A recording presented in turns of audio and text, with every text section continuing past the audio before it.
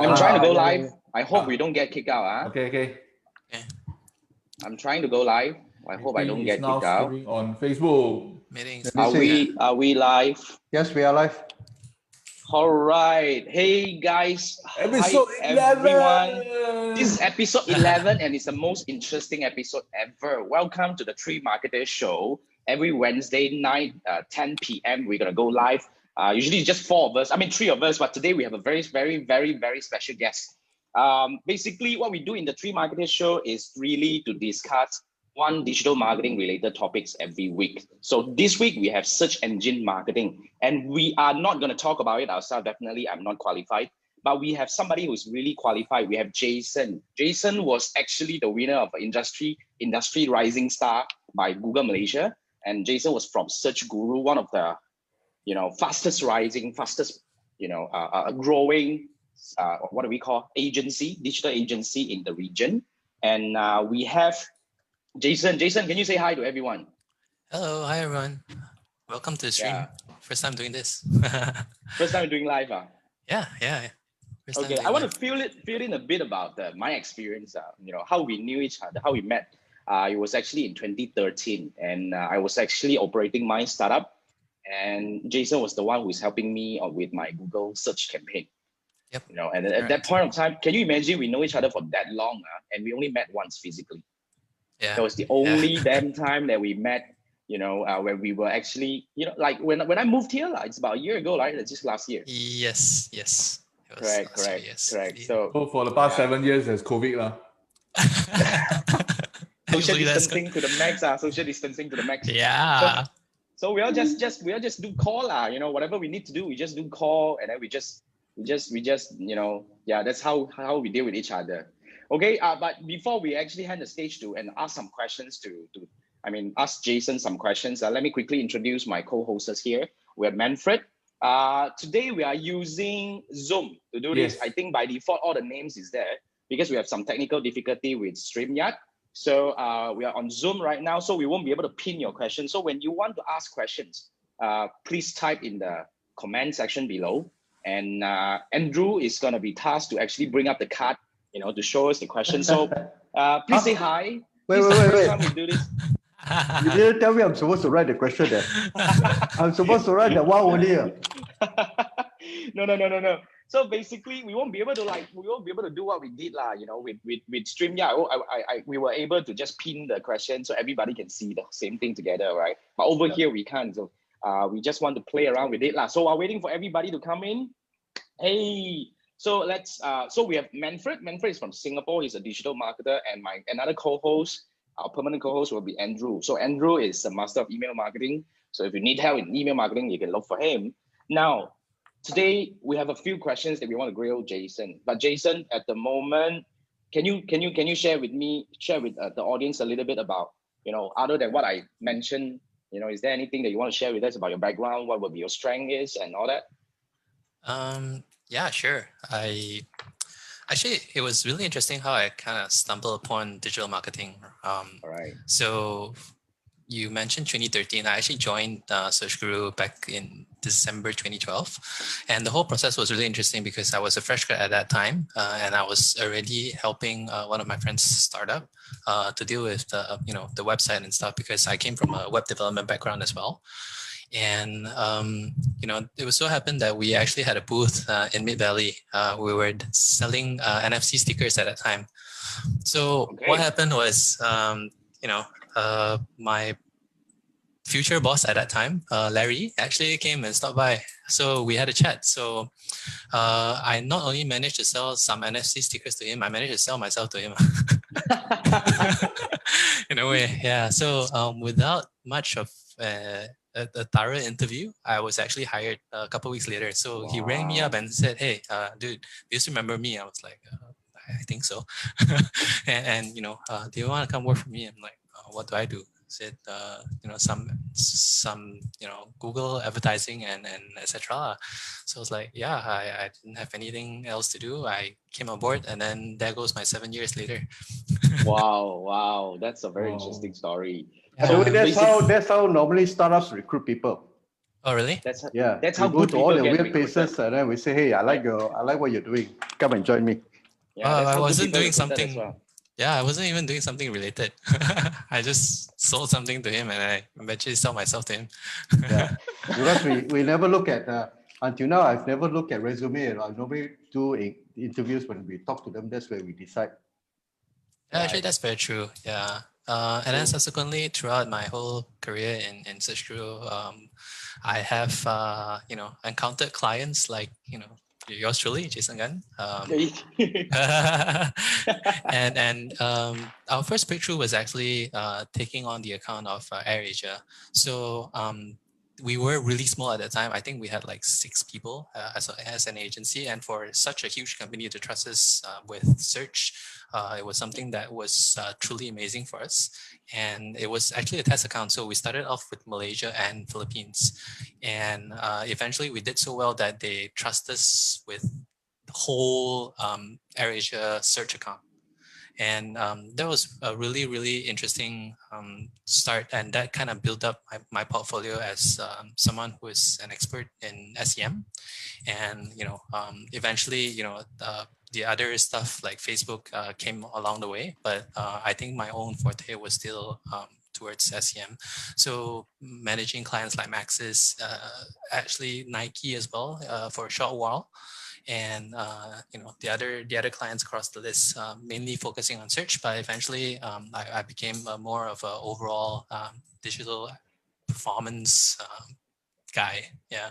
So analytics and numbers is basically where I mostly focus on. But of course, that with this, you kind of still need to apply a little bit more of business acumen and also some form of customers' emotions into your strategy. So that's I think where I excel at. Customer emotions. A little bit Emotion. like psychology lah. I won't say emotional psychology. The prospects psychology. Yeah. Okay. So, So because yeah, sorry, I'll just add lah, because I think search is very what we call moment marketing. So someone who must have an intention to type in something to search.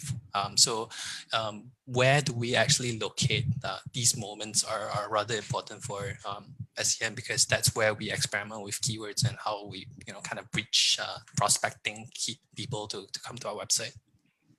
Right. So, I mean, that will bring us. I mean, before that, I want to say hi to those people who actually just joined, because Welcome. a few people actually texted me. They said, "Hey, why is it not happening?" and all that. Okay, I want to apologize because we had some technical issue just now when we wanted to go live. Poof, everything turns into pumpkin. So here we are, and we have to improvise. Yeah, we have to improvise. We all do all the time, right? So Yeah. remember, questions type in the comment section below, and Jason is for you to grill today. And this guy Bring is in it shape on. now. Yeah, he's ready. So I want to bring the first question of today. Okay, We won't be I got able it to done. just put your. Okay, what's SEM's can see it, position? Yeah, we can. Just hold Okay. there. Oh, wow, okay. What is SEM's position in the marketing funnel? What is search engine marketing's position in the marketing funnel? So what is your take, Jason? Thanks, Andrew. Right. Andrew. I think everybody will see that. Perfect. Thanks. Loud and clear. Nothing is going to get us down, man. Not even technology. But I will type it into the Facebook chat as well so that everybody can follow. But meanwhile, Jason, it's yours. Yeah. So it's really interesting how digital marketing came about, and now that I would believe majority of the people actually spend more money on display channels such as social media, Facebook, Okay. and a lot of times it's the push channel that we spend the most, but it's the pull channel that we don't really focus on. And SEM's position in the marketing funnel is actually a pull position, right? Someone who, again, is mentioned, someone who has an intention only will actually search for a keyword that will bring he or she to your website, right? So I always view search, not just SEM, but also SEO. I always view search as a channel. There's a bridge from someone's intention to what they want to find out, which is you, right? I usually view it as a bridge, and aside from that, I think especially for startups, because I've worked with quite a few of them, so I also kind of look at it as a gauge of like brand awareness, like how are you performing against the market, right? As you kind of start penetrating into the market, you start your Facebook ads, you're building some noise on social media. If you have videos on YouTube, that would be even better. But like, how do you actually measure success with these efforts, right? Not just engagement, not just brand, like Facebook reach and impressions. What do they tell you? How do you verify whether or not the reach and impressions are meaningful to you, right? And there are, I usually use keywords search as a channel to actually read into that, because if you're bidding on, let's say, your own brand keyword, right, you can kind of know, use like using the search terms report, you can kind of know what people are trying to associate you with. So such, for instance, like I'll take Citibank, for instance, right? Usually what would you associate Citibank with? Security, cashback, or even there are times where people are looking for a Citibank Lazada because they have like huge promos on Lazada, and people shopping on Lazada, kind of want to look for Citibank. Is that something that you want to take into account, and that will kind of give you some insights? So that's where your brand kind of sits at, right? So on the brand awareness thing, and in terms of in terms of an overall overarching digital marketing strategy, usually people who come in from search are the best of quality of audience, right? Usually, unless you kind of screw up on your keywords lah, but that's not very not very easy to do, to screw up, right? So building audience lists for your Facebook remarketing and lookalikes, or even display remarketing as well. It's something that's very valuable because of the quality that it brings in. So I think these 3 points are like how I view SEM. Yeah. Okay. Jason. So Yep. yes, that Jason. Go ahead, Andrew. Young Jason. Yeah. I don't want to talk to the old Jason. Come, bring up. Would you consider search marketing or Google search marketing a bit more, which is more complicated? Running Facebook ads or running Google search ads? Complicated in the sense of setup, or complicated in the sense of like strategy? Because I think from a setup and strategy. Yeah, from a strategist point of view, it's a lot easier to comprehend Facebook, because you look at it in pocketed audience, right? What I'm interested in, what you're interested in, what I think my target audience is interested in. You look at it from a mass perspective, but from a search perspective, you kind of, have to look into certain moments, because you can't. Search is a lot more expensive than display for those who don't know, right? And it's because the number of clicks is lower, and you only want to pull in the people who are the most relevant, right? So from a strategy perspective, it's a lot easier to comprehend for social media. But from a setup perspective, I do think search is a one-time setup. One-time setup meaning that you kind of do keyword research once, and then after that it's more of optimization phase. So your headache is a big headache at the start, and then the rest it's kind of follow through only. But whereas the dynamics of social media and a display campaign, it's a lot more different.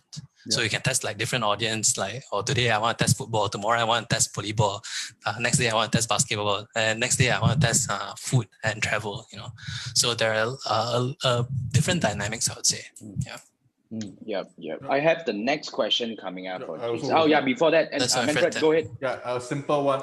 If you are running a brand and basically you have all the digital marketing arsenal that you can choose from, can I say that search always net the hot leads coming in, because normally you are rushing to get some results. So we should always implement search to bring in the hot leads and see some transactions, see some sales.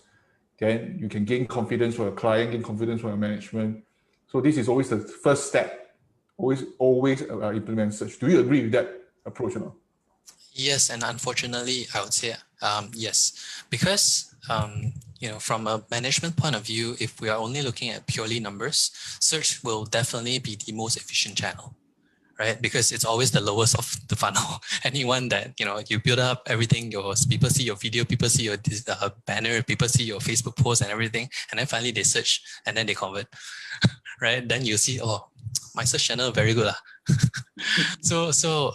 But having said that, I do think that for whichever clients that I've worked with and for whatever marketing strategy that I've seen so far, always had search as always on, regardless of whether or not there's activity on social media, display video, YouTube, whatever it is. Search always acts as the bridge, the final bridge of a sale or lead. Yeah, so we kind of prepare, basically we prepare the red carpet lah. The search is the red carpet for people to walk into you lah. Yeah. Yep. So sorry, one more question. Sure. Please. Yeah. So when it comes to so many channels itself, attribution is very important. Hence, a lot of time people always consider last attribution as search. So how do you fairly attribute to, beside, I think heavily using Google Analytics, where you attribute to how do you do it? I keep it simple. How do you do it to make it fair? So they tell that, boss, management also, you need to spend a bit more money on Facebook, spend a bit more on YouTube. How do you justify the spending? It actually really depends on the business itself. There are certain businesses that actually need to have a first click attribution. And then there are certain businesses that actually don't really mind having a last click. I would say for just for the purpose to prove whether or not your display is working, right? You can kind of test out if I remember correctly, I'm not sure if GA, like the free version can do this, but I know for a fact that GAP can, the premium version can. But there's a A/B test, or you can actually alternate between the view of different attributes. So different attributes meaning that, different attribution model, I should call that. And once you start running your display campaign, and then you can try around with a linear or even a first click attribute to see whether or not your display actually comes in between. If they do, how often does it happen? And once you kind of know where the position is, I think that is already your justification, regardless of whether or not the search is being first or last. Yeah, unless your search is first and then your display is last, then I think the strategy needs to be looked at. Yeah. Okay. Now I want to bring up this question because I caught while you were discussing just now in the early question, you were saying that you want to bid on your own keyword. So my question goes, why bid on your own brand when you already have your SEO or your Google My Business, the Google My Business? Why should a brand still bid for their own brand keyword? What would be your take on this thing? And just fill us in a little bit about this area. Yeah, sure. I personally think this is a very interesting conversation because a lot of clients, when I was still back in agency, a lot of clients have actually asked similar question, right? My SEO, when I type in my brand, my whole page already, my results are, why do I still need to be on my brand? Why do I want to waste money? I think, there are times where we agree because there are no competitors. You fill up like 10 results. Oh, the first page, all 10 are you, right? But imagine one random day, some competitor just, randomly come in and bid on your keyword. So I'll take my experience with AirAsia, for instance, right? AirAsia usually, like in Malaysia, we don't really have much competition, regardless of whether it's Malindo or Malaysia Airlines, for instance, right? Everyone kind of typically keeps in their own space and compete against each other on routes. So like say KL to Singapore, it's a route. So we kind of compete on routes, but we don't really compete on brand because everyone has their own power. But one fine day, an online travel agent called Traveloka, everyone probably knows them, decides to come in and bid on our keywords. It also means that your SEO results and your GMB, your Google My Business location results are pushed down, right? People will see your competitors' results first when they're searching for you, and you're giving your competitors a chance to compete against you, right? And the number two, I kind of feel that it's really important. It's because SEO and SEM. So here's where the difference is, right? there are cases where when I actually in training, this happened in training, right? There's a client who said, hey,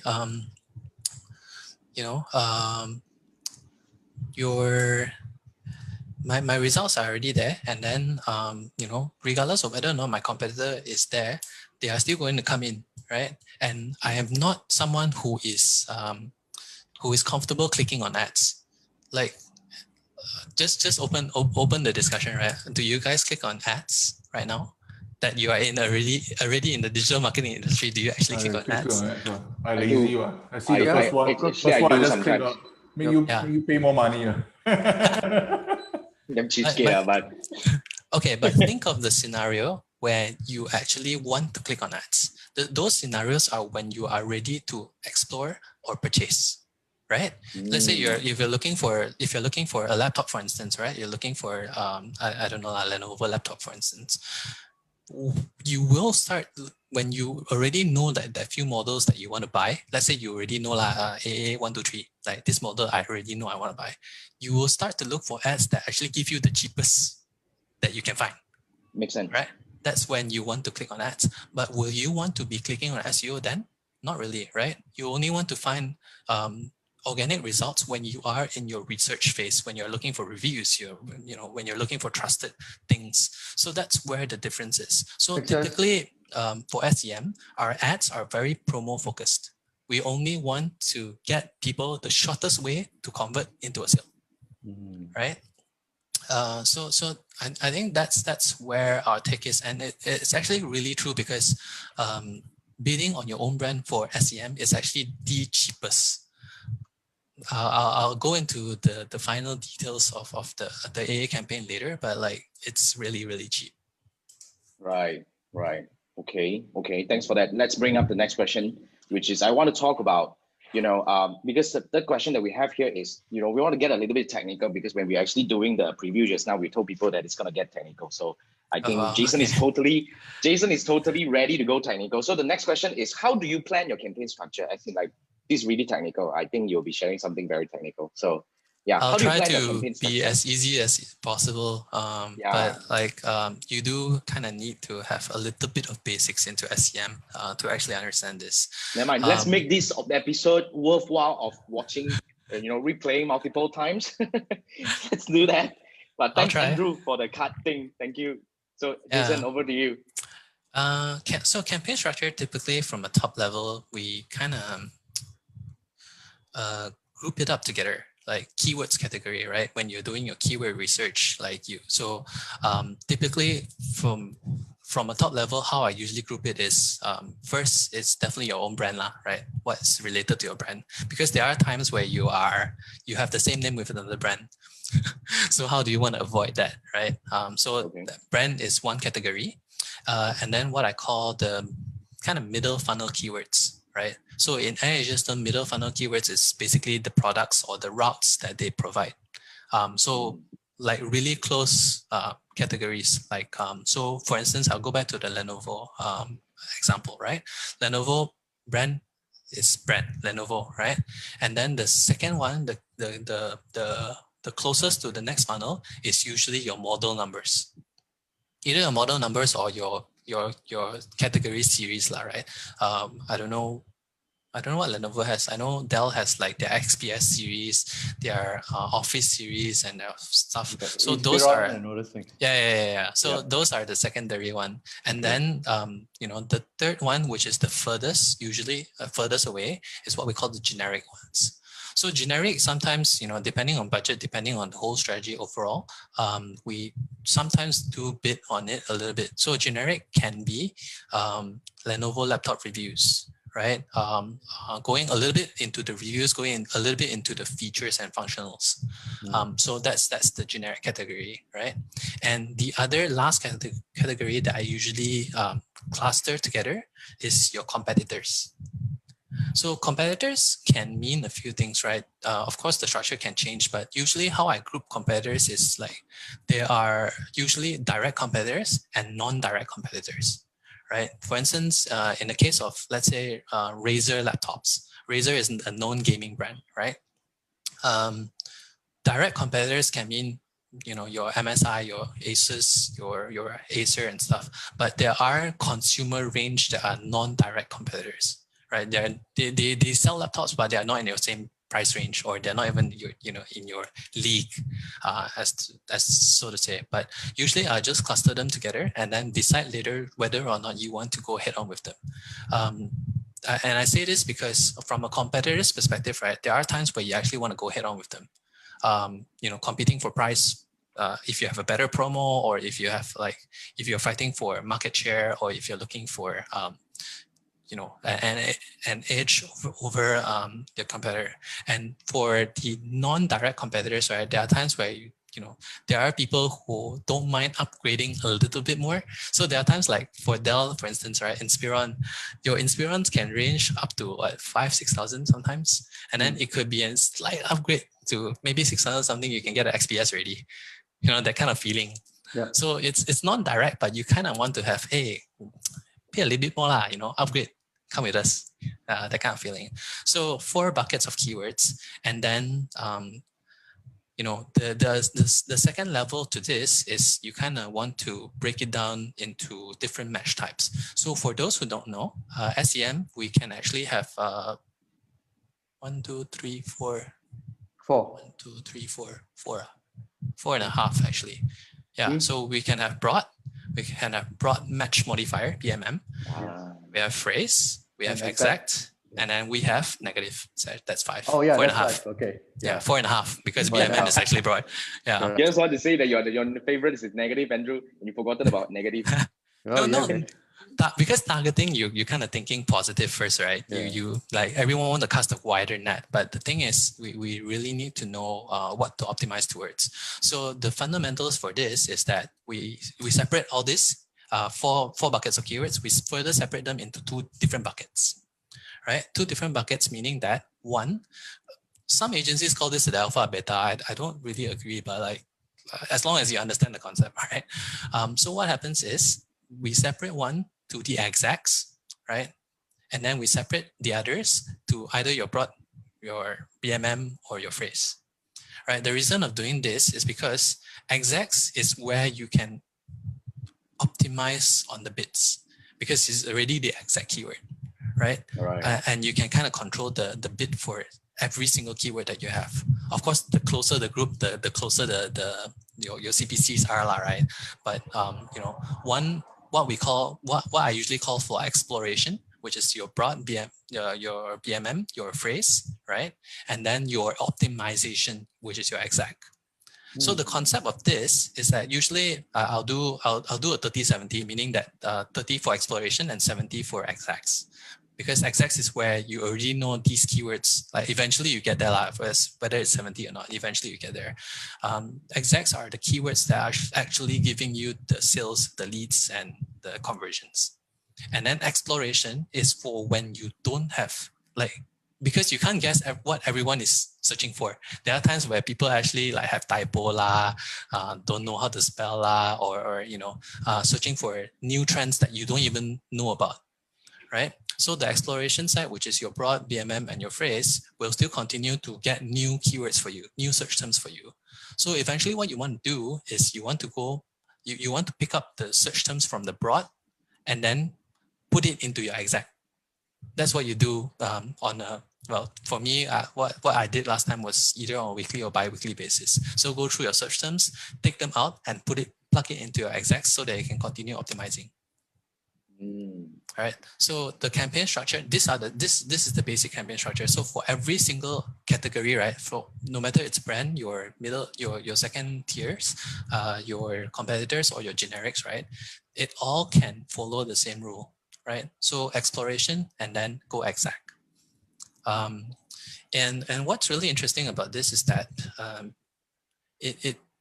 I wouldn't say whether broad is good or phrase is good or BMM is the best or whatever it is. I don't really agree with something that's the best, because it really depends on your budget and the amount of impressions that you have per keywords, right? There are times where there are. So recently I did one for one of my friends who is selling PPE, B2B. B2B industry is the hardest for you to do. search. Oh Because yes, tell me about it, man. because there's so little search terms. But honestly, It's PP, for search actually give you the best result for the entire B2B digital marketing. Right, because when they are searching for you, they already are looking for something. Yes. Yep. Right. Yep, that's right. So which is a problem because I can't really optimize. I don't have enough search volume to optimize the exact portion. Right. So it then becomes I will need to kind of break the broad down a little bit more so that I can, reach out to more, find out for like what actually the industry people are searching for. I still remember back then when I first met Jason that time, I was managing a client that was doing something really interesting. Until now, I never really heard about this industry before. Ships at the port, right? They rust, right? So these guys are specialists in anti-rust for ships. Holy, wow. Okay. Anti-corrosion services, they call it. Correct, anti-corrosion services. Yeah. And so basically I was doing search for them. Wow. But can you imagine the volume of search? Right? Most of it is going to be very small, isn't it? Exactly. So I think I barely spent 1,000 ringgit a month at that time, and that was like I kept ready. I tried to find every single keyword that I can for that related industry. Wow. But then again, right? Think about it. Even if you're spending like let's say 500, right? And for that type of service, if you get one or like 5 leads a month or 1 lead a month, that is a quality lead. Right, you close your year, basically, right? Correct. So campaign really. yeah. It's But $1 million deals one is Yeah, man. very niche. Yeah, no kidding. So, but the whole concept still applies, right? You kind of follow into 4 different buckets of categories of keywords, and then you go into a next level, which is your exploration versus your optimization keywords. Yeah, that concept. This part of search marketing is where it gets everybody in their knots. I mean, me included, because before you actually run the campaign, I think like 60-70% of the time is to getting your search structure correct. Yes. Compared to Facebook, you can actually run an ad within like half an hour, it comes with creative and out you go. But with search, you got to really structure all these things, your keyword, and then the buyer psychology or the prospect psychology to understand the whole flow before you can actually structure your search. I think that's where most people would kind of shy away when it comes to search, or they actually spend the money the wrong way. Yes. Which is kind of why we managed to kind of build up our portfolio at SearchGuru, because a lot of people didn't know like what was the basic structure or how it should be in a logical form. Actually, honestly, all this came from experience and also logic, right? We did not, it's not rocket science. It's just that you kind of just need someone to actually guide you through, oh, okay, this one I should do like this one, I should do like this one, I should do like that. But of course, this is all the basics. And then moving forward, there'll be more complicated stuff like your bidding strategy, your budget strategy on how you want to break down your keywords even further, and your ad strategy. Now it's much easier because you have like your extended text ads and your dynamic headlines and all those things. But like there was a crazy guy last time when we only had like fixed text ads, right? And the popular way to increase click-through rates is that you must have your keyword in the ad. That's one way to improve your click-through rate, because that's exactly what people are searching for, right? So there's this one guy who posted on internet that he had 1 keyword, 1 ad per ad group. Single ad group, single keyword ad group. Single keyword ad group. Yeah. Single keyword ad group. And he maximized what an account can hit the limit. Right. So what do you think about it? SKAG? What do you think about this? I tried that before. Yeah, actually me too. I tried. Yeah. That's results when, was so. Yeah, that's when you're really desperate, I would say. You're running out of ideas already. Yeah, result was so. Yeah. But by the way, since I totally agree with Jason, what he mentioned just now, sometimes it's really about putting together a framework and make people understand and, make it teachable. So it's just like how we did our 2-step funnel framework, that eventually when we were able to break it down simple to you, right, it's a lot easier for people to grasp and it's a lot easier for people to implement. Now I want to ask a quick question. This is really important. We need to find out. If Jason were to teach a class anyone wants to do this, if Jason, I mean, not me, of course, I can't do SEM class, right? But if Jason were to do a, SEM class whereby he would teach you about the framework that he know and he used in the past many years and share with you, how many of you would like to do this? Can you type a yes for me? So whether you are watching this live or whether you're watching this in the replay, I want you to type yes because I want to gauge.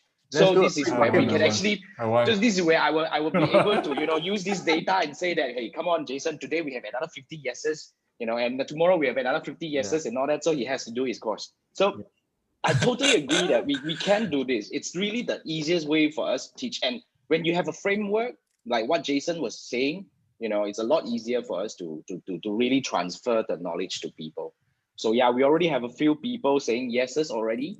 Now, if you are listening to this, if you think that you want to learn from Jason Lau in terms of the structure of how to do the SEM right in his method, using his framework, type a yes. We already have several yeses there already. We have Jonathan, we have Chiwai, we have Margaret. Hi everyone. Again, for those who haven't say hi to us, you got to say hi to us, right? So just saying. Now this is Jason, by the way, for those who are new, who just joined us not long ago, Jason Lau. He previously he was in SearchGuru, one of the rising, fastest growing agency in the country. And then, now he's on the client side at the moment. So Jason was the what do we call the industry rising star awarded by Google Malaysia at that point of time. Crazy. We've known each other for many years, and this is really the time where we can actually learn a lot of things from you. Now, Jason, I want to dig deeper on this. We have the next question for you. Okay, I want to ask, how do you plan your budget strategy? Because I did pick up just now, you're saying that you do this 30-70 structure, but can you elaborate further on this one? I think people would love to learn about this.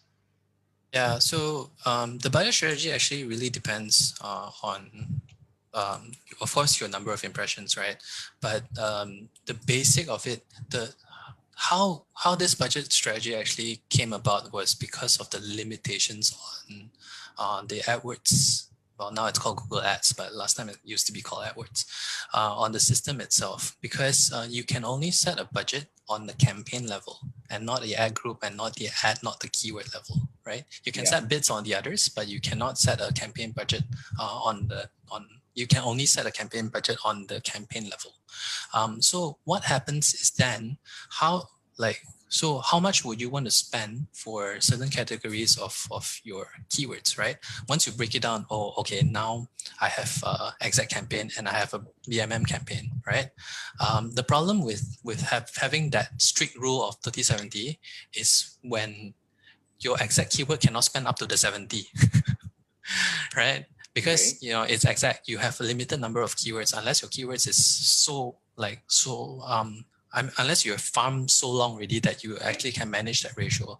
But I say this as a good ratio because there are times where, let's say you have a limited budget, 70% of your budget should go towards converting, right? And how this happens is that once you break it down into broad and exacts already, right? You want to further break down those keywords within the category, right? Those keywords within the category that gives you a better results, right? So for instance, okay, I'll take this for instance. Competitor keywords is the best example, right? Going back to the Razer example, let's say I am Razer, right?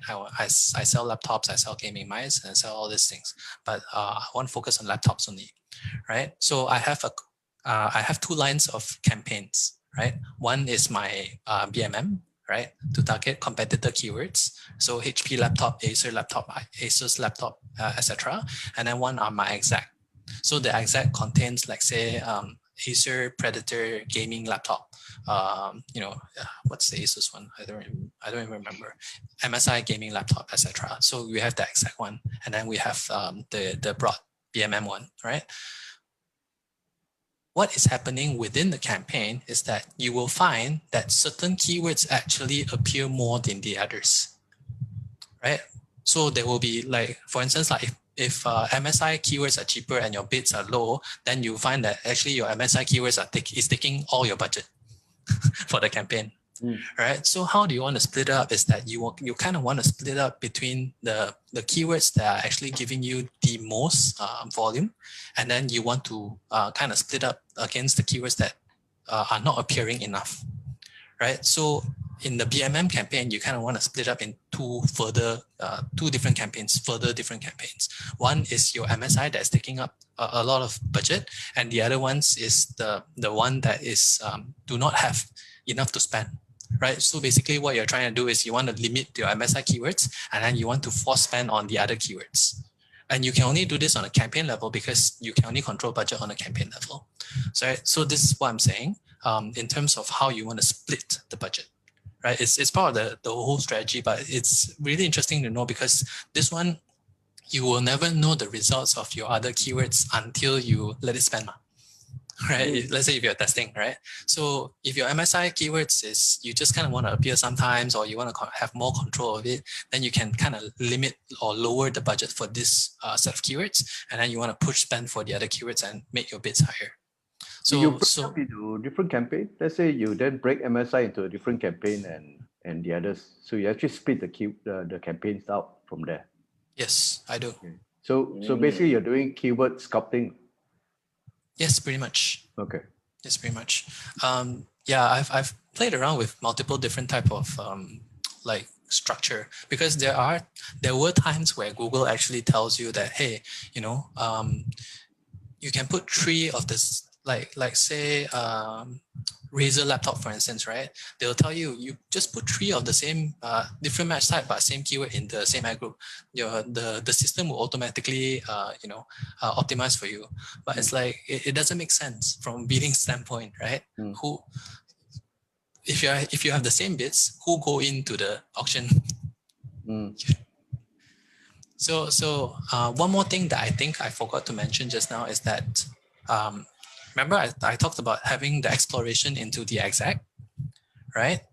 What you want to do is you want to put the exact keywords as a negative in your exploration set. This is something that I from an execution standpoint, it's easy to tell, but it's like from an execution standpoint, I always forget.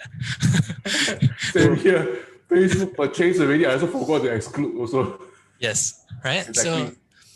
So it's important to do this because you don't want your exploration to fight against your execs, right? And you want it to only be the most optimized, so you don't want to create competition for yourself. Yeah. So that's something that's really important as well. Well, this is a lesson on its own already, man, Jason. This is already a lesson. Consider this a preview. Anyone wants to sign up later? Pay me. This is a lesson on its own already, man. Really, so much industrial insights. I'm gonna watch. I'm gonna watch this again. Yeah, I was taking notes already. You see, I was taking notes already. Later I'm actually probably just want to tweak on my campaign. Thanks for that. Now, Jason, I want to push further on the next question. Let's go. What's the other one? The next one would be, how do you do your bid strategy? How do you plan your bid strategy? I think that's really one of the very important thing. Like how do we do bidding? Because now it's getting a lot deeper already. We were started from the campaign and then we went in by the budget strategy. Now we want to talk about a bid. How do you bid? How do we do that? Thanks, Andrew. Right. So we started off very primitively by doing manual bidding, actually. All right. And it's actually rather interesting because we had this I wouldn't call tradition, but we have this customary. So you know how bids. So the Google Ads bid system kind of works like this. So imagine you go into auction, right? I want to auction this water bottle, right? So I start with one ringgit. Right, Manfred say, hey, I value this water bottle, I give 10 ringgit. I bid for 10 ringgit. Okay, 10 ringgit, right? Andrew say, hey, this water bottle looks damn good. I bid 20 ringgit, right? And then by the end, Jason say, hey, this one, okay lah, I just want to kacau Andrew lah, right? I bid 25 ringgit. I kacau a bit ni. So the highest bidder is 25 ringgit, right? But in this Google Ads system, you don't actually pay 25 ringgit, right? What you pay is what the second highest bidder plus 1 cent, meaning that Andrew's bid, which is 20 ringgit plus 1 cent, right? Of course, this is very simplistic because we haven't taken into account the quality score and score stuff. and Yeah. all things. But that's kind of how it works. So we kind of always had this customary at SearchGuru to because we know people will outbid us by 1 cent. So let's say I bid on Azure keyword, let's say right, RM1. Usually people will say, hey, all these people should bid RM1. I bid 101. So we gay kiao lah. We gay kiang lah. We bid 102, 2 cents above. Okay, How's the result? 1-0. I don't know. It's a customary lah, but that's the joke part of it. But in all seriousness, I think I've tried multiple different type of third-party tools that are enterprise level, industry enterprise level. For instance, Adobe Ad Cloud, Google on DoubleClick, Stack, and etc. Personally, I still find the Google Ads auto bidding strategy is the best.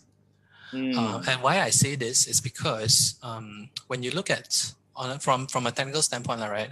When you look at the number of signals that they take into account for the bid, actually Google Ads has the most, and it's always a live auction bidding, and so the auto bidding strategies, I think you can just kind of go with what makes the most sense for your campaign, right? It could be a conversion, it could be a CPA, for instance, or you want to just maximize clicks, maximize conversions.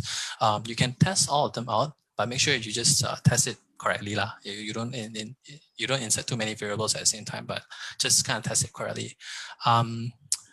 What's really interesting, I think this is just sharing the experience, right? What's really interesting is that we kind of found out that there is a chance for us to overbid. Yeah, and this one, I'm purely, I don't want to say speculation. It's actual part of an experiment that we've managed to conduct, but I wouldn't be able to tell to this day whether or not it will still happen or the same trend will still happen. So what happened was there was a client that I was working for, and we were bidding on their brand keywords, right? And the brand keywords usually, so they didn't have any competition at all. Wow. No competition, right? So brand keyword is cheap lah. So at that time, it was 10 cents per click, right? 10 cents per click, we're like, okay lah, brand keywords cheap lah, 10 cents per click, consider not bad already, right? So but at that time, the bid was, I think, 1 ringgit, 102, yeah, 102. And then after that, we were introduced auto bidding, which at that time, that account actually had revenue numbers. So we were optimizing to ROAS, return on ad spend. And of course, we set a target for it. So what happened was, a couple of days later, I noticed, hey, how come I'm not spending enough? My ad spend actually went down. What's wrong? Or I suddenly had a shock. I thought but the problem is my impressions did not drop. In fact, my impressions went up. So I started investigating. So what happened was my brand keywords went from 10 cents to 1 cent. What? Why? And the reason was that and then because at the time, when you optimize the time,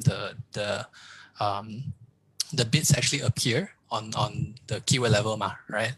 And the bid was 0.01. It also, which means at that time, my manual bidding was 1.02, and I could go as low as 0.01 and made it 1 cent, which I didn't know. So I had 9 cents saving, which is really, really impressive, right? 9 cents means 90, more 90 bloody percent. 90%. No, not 90%. I think 900%. Oh, sorry, 900%. That's right, 900%. Yeah. Wow.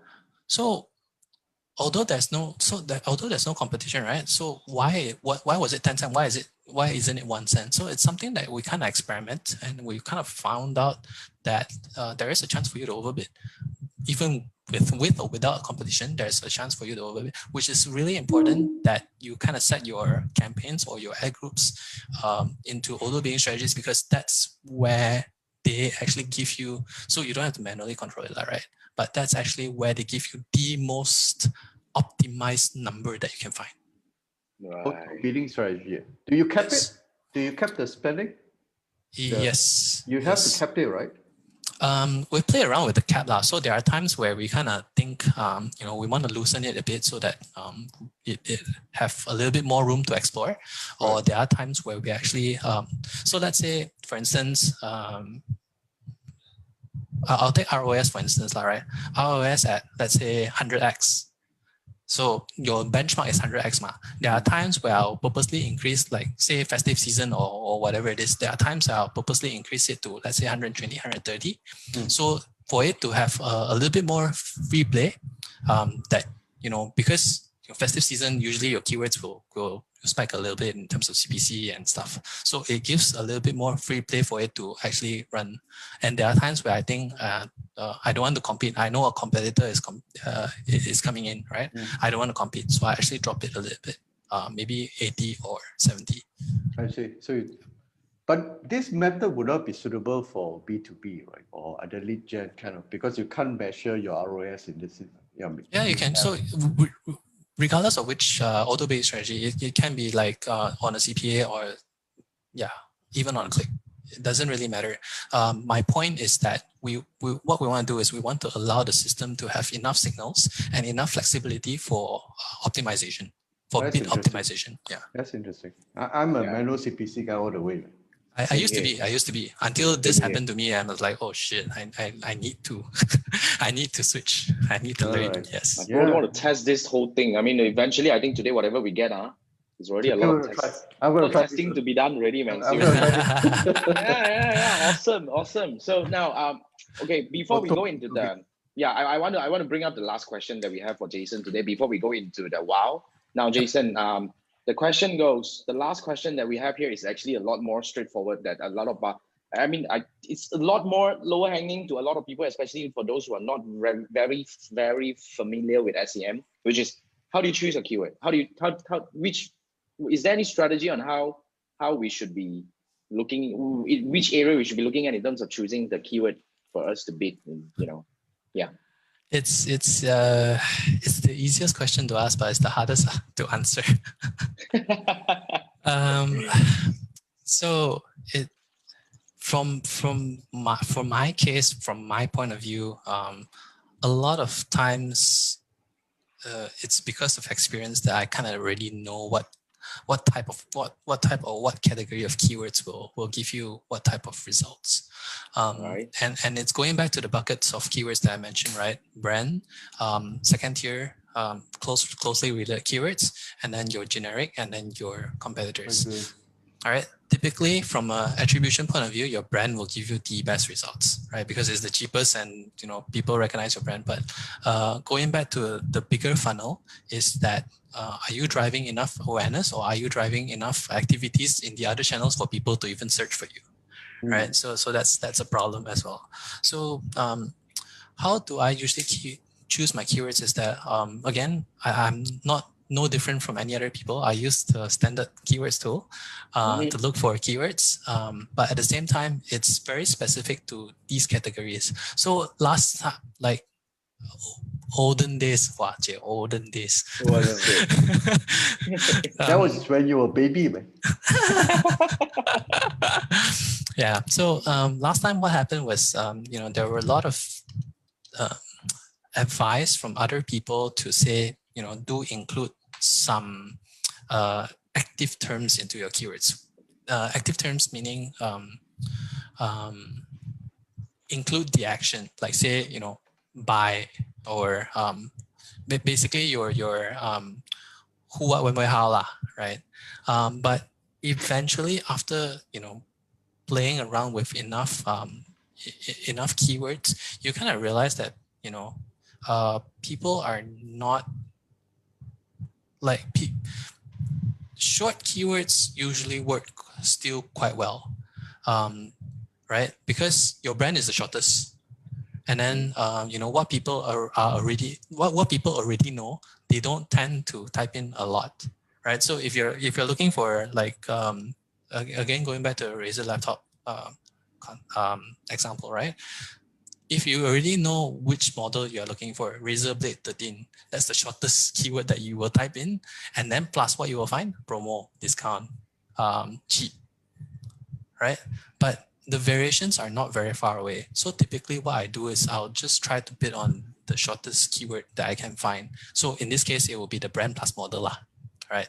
Razor blade 13, 15, whichever it is. And then coming to the generic category, this is where it plays around with your feelings the most. Because there are times where, you know, people, when you start bidding on like your reviews and all these things, right? There are times where you will get a lot of clicks because people trust your website. People, you know, once, especially when your keyword is your ad title, you put like razor blade 13 review, wow, people will straight away come in when they're searching for review, right? Because that's the most related to what they want to find. But there are times where if your if your item is not too expensive, or if it's something simple that they can complete on the spot, then there are times where you can actually see some results from this type of keywords, right? So I think Manfred mentioned about the surveys just now, prior to us going live. So this is a kind of hit and miss type of keywords in the generic category, right? There are times where you may find certain keywords within this category that actually works really well for you, especially for surveys. But again, this one I can't really tell because I never really tried any campaigns for surveys.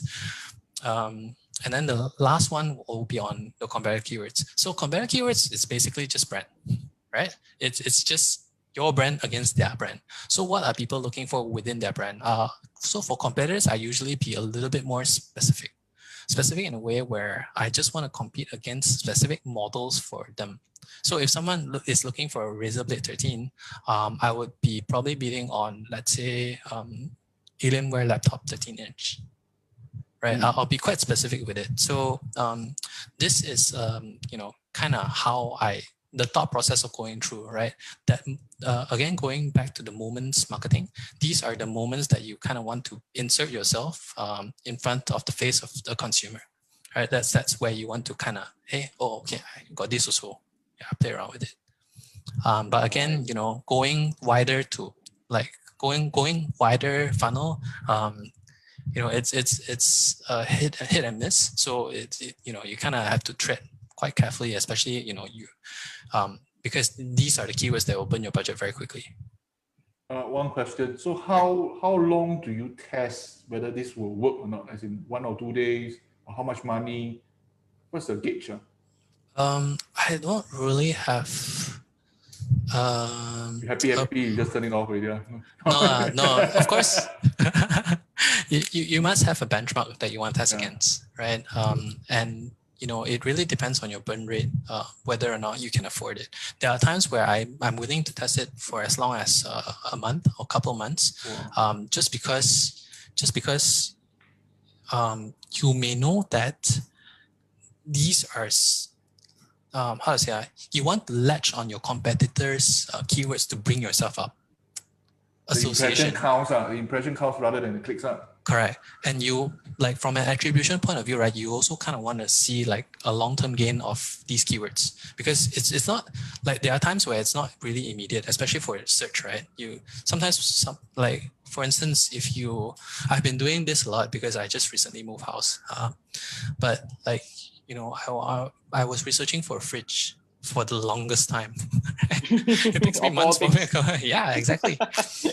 And it does actually bring in that psychology that every time when I search, you are there, right? So a couple of months kind of makes sense in certain times. Yeah. So it really depends on where you are, which stage you are, and how big your purchase item is. So the brand that consistently keeps showing their face so it keeps showing up in your face, actually you bought that brand. Yeah. What? For example, Samsung fridge keeps showing up. Then you buy Samsung. Think about it, right? Like, even from I think you guys are Facebook gurus. I've seen your videos, but like, think about it from a consumer's perspective. Like, what's a brand that you actually recognize that you have not bought anything before on Facebook? Good question. What's the brand that you are? Okay. But it's consistently right in front of your face, right? I'm not sure if they're targeting you, but I see these guys like all the time. Secret Lab. Singaporean company, right? They're always there. But have you purchased anything from them? Maybe not. No. Right? But do do you trust remember them? that? Yeah. Exactly. You sort of trust them already. Exactly. Plus, we are showing them 1 hour. I don't charge them money also. But I think it makes sense. I think it makes sense. I think it makes sense. I think it's because the same thing that we wanted to build using Facebook as well. Yes. So yeah, you know. Of course, I there agree are on deeper. that. Yeah, there are deeper strategies where you apply with audiences on one search, but that's for another day, lah. Yeah, that's another day. Andrew is super excited. Yeah. UI is saying my 6-day challenge is in front of his face forever. Yeah. I mean, yeah, right. And my face is in your face forever. That's the worst thing, right? Nightmare. I know. But endure that. Yeah. Part of life, all right? Never mind, we have a younger version of Jason already. Luckily, we have a younger one. But unfortunately, spending an hour with this Jason Lau, I think your brain like Jonathan said, your brain will get fried faster. So maybe I'll stick to the old Jason. That's why I think this is really some G's that a lot of people are not really willing to share. And even they're willing to share also, they are not able to share it in such a structured way. Yeah. Yeah, I think that's really something that makes somebody who only know how to practice and somebody who is able to teach. And I really like this. I think Jason, everybody is ready for your course, man. I think you're totally ready. So get ready, film your course. Okay. I think people are ready to buy. Okay, by the way, guys, for disclaimer purposes, Jason Lau, the young Jason, doesn't have a course at all. And we are trying to he doesn't. We are trying to psycho him to get him to get a course, because I think search marketing is very, very important, an important segment of digital marketing besides your Facebooks and your Twitters and your Instagram. Yeah, it's totally correct. And I think his experience makes a lot of difference from the local context. So what we're trying to do is we're trying to convince him to actually create something. Yeah, you have to do something. Because I think we needed something like that. Yeah. I really need that. Seriously, just to add on something, Jason Lau, one thing, I don't know whether people have told you this before. You have a kind of very calm manner, very magical. And when people listen to you, we got hooked on. We are really in the moment. And suddenly, 1 hour finish already. So much information to digest. Seriously, I seldom meet people who can catch my attention for so long. Yeah, so I agree. I truly enjoy listening to you, and I sincerely hope that I can meet you more and learn from you more. Yeah. I'm glad to have that, because I'm just worried that my calmness will bring out the boredom in everyone. No, I didn't fall asleep at all. It's just like nobody falls asleep, right? Everybody can. Anybody complain? Come on, guys. The Three Marketers is trying to get Jason now to start his own course. Can you please support us? Yeah. So hey, really, thank you so much, Jason, for being here. And I hope that this is not the last time that you come up here. So from time to time when your course is ready, also come up and let us know when you're more ready, so that we can actually tell everybody that that you can sign up to this thing. But before we end this thing, Manfred, bring up your wow. Yeah. So every week in the Three Marketer Show, we have this wow website of the week. So Manfred, you want to? So this week we have keywordseverywhere.com. Yeah. Let me enable the stream strategy first. Oh yeah, let me enable you to share the screen. Come, bring it up. So keywordeverywhere.com. Let me type it back into the Facebook page. Yeah, keywordeverywhere.com. There you go. Keywordeverywhere.com. This one. Let me. Have you shared? Keywordeverywhere.com. Let me try. Is it this one? With a S. Yeah, keywordeverywhere.com. Yeah. So Manfred is on it. All right. Yeah, keywordeverywhere.com. You can see the screen? Keyword everywhere? Yes, it's good. It used to be free for a moment, then it's very similar to Google Keyword Planner, but I'm very lazy. I like the thing part that actually they can show it outside. I want to just roughly go through the website for you all. Okay, you all can just go for the